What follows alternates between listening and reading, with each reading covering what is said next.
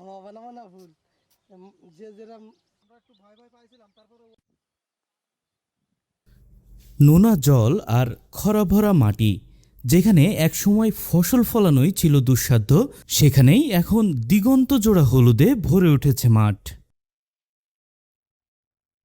তপ্ত বৈশাখের কাঠফাটা রোদ আর পানির সংকটের মাঝেও শ্যামনগরের উপকূল জুড়ে ফুটেছে সূর্যমুখীর হাসি। পুকুর আর নলকূপ থেকে কলসে করে পানি এনে অত্যন্ত যত্নে বাঁচিয়ে রাখা হয়েছে প্রতিটি গাছ। কৃষকদের নিরলস পরিশ্রমে এসেছে এই সাফল্য। একই মাঠে প্রায় পাশাপাশি 100 বিঘার মতো সূর্যমুখী আছে এখানে। আমরা এখানে যে জাতটা লাগাইছি এবার হাইসান 36, এটার ফলনও প্রায় 12 মণ পার বিঘায়। তো দেখা যাচ্ছে যে আমরা বীজগুলো এবং বীজ এবং সার আমরা চাষিদেরকে সহযোগিতা করছিলাম।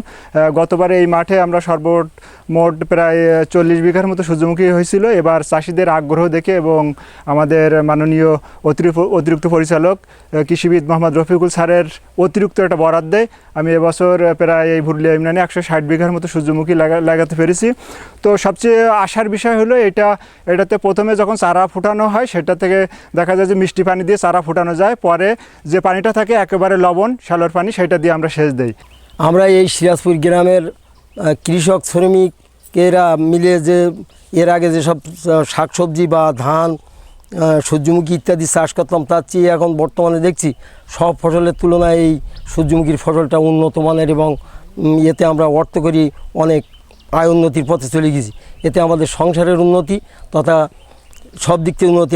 কৃষি অফিস থেকে মহিউদ্দিন স্যারের সমন্বয়ে আমরা এই পার্টনারশিপের এই সূর্যমুখী বীজ আমাদের দিয়ে আমাদের 6 বিঘা জমি দেওয়ার 6 বিঘা জমি করার জন্য আমাদের উদ্বুদ্ধ করে এবং এই মাঠটা পড়ে থাকে। উনি এসে দেখে যে আসলে এই মাঠটা পড়ে থাকে, তো উনি আমাদের প্রথমে ডেকে বলে আপনারা বসে না থেকে 6 বিঘা জমির সার এবং যে ধরনের হলো মেটেরিয়াল দেওয়ার দরকার, ড্রাম বা চাষ খরচ ইত্যাদি ইত্যাদি সবগুলো দিয়ে আমাদের উৎসাহিত করেছে। যে এই যে সূর্যমুখী চাষ করছি, এটা থেকে অনুদান দিয়েছে হলো কৃষি অফিস থেকে।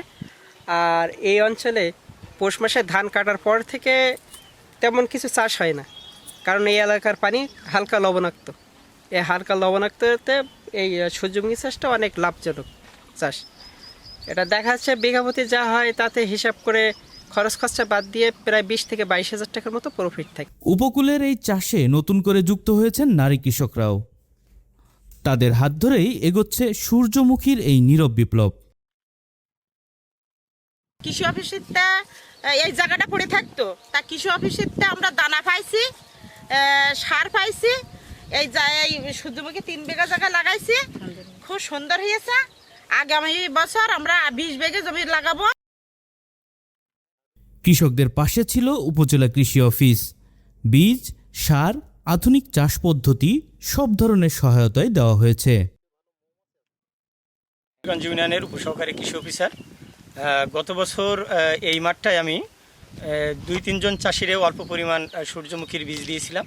তারা এটা আবাদ করে আগ্রহ প্রকাশ করছিল এবং উদ্বুদ্ধকরণ হয়েছিল, যার কারণে এবছর আমি প্রায় 50 থেকে 60 জন চাষিরে এই সূর্যমুখীর বীজ দিছি। যার কারণে এই মাঠটায় আমার 50 থেকে 60 বিঘা জমি এই সূর্যমুখী চাষের আওতায় চলে আসছে। এবং চাষিরা যেটা করছে, চাষিরা বলছে যে গতবারে যে পরিমাণ ফলন হয়েছে তার চেয়ে এবার ফলন আমাদের বেশি দেখতেছি এবং আমরা অনেক লাভবান হব। গত বছর যেখানে 100 বিঘা জমিতে চাষ হয়েছিল, এবার তা বেড়ে দাঁড়িয়েছে 500 বিঘায়। যখন সূর্যমুখী ফোটা থাকতো।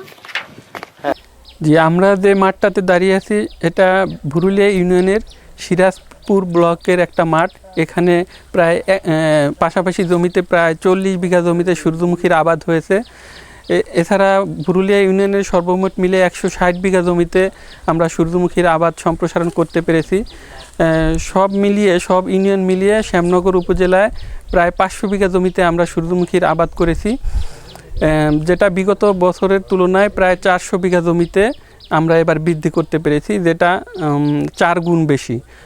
এটা সম্ভব হয়েছে কৃষি বান্ধব সরকারের প্রণোদনা কর্মসূচির আওতায় ক্ষুদ্র প্রান্তিক কৃষকদের মধ্যে প্রায় 400 জন উপকারভোগী কৃষকদের মধ্যে আমরা হাইব্রিড সূর্যমুখীর বীজ ও সার বিতরণ করেছি, যার ফলে কৃষকরা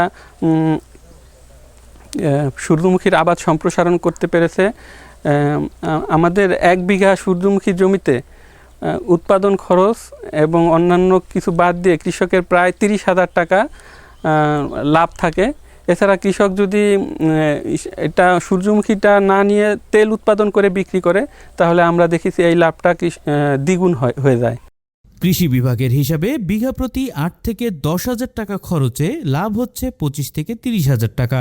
তাই উপকূল জুড়ে সূর্যমুখী এখন সম্ভাবনার নতুন প্রতীক। Desk report, channel 24।